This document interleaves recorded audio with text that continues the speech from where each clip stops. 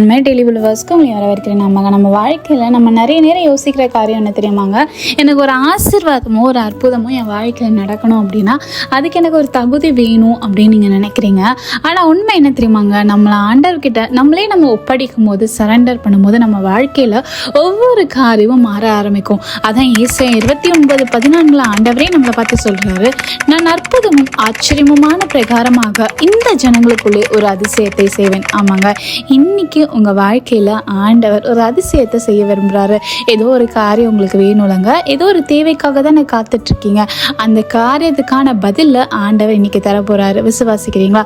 விசுவாசி ஆண்டவர்கிட்ட சொல்லுங்க, ஆண்டவரே என்னையே உங்ககிட்ட நான் சரண்டர் பண்ணுறேன், நான் எதுவும் கிடையாது ஆண்டவரே, நீங்கள் தான் என் வாழ்க்கையில் எல்லாமே அப்படின்னு சொல்லிட்டு ஒரு வாட்டி அவர்கிட்ட சரண்டர் ஆகிப்பாருங்க. நீங்கள் ஆசிரியப்பட்டவர்கள் உங்களை ஆசிரியப்பாக. ஆமென்.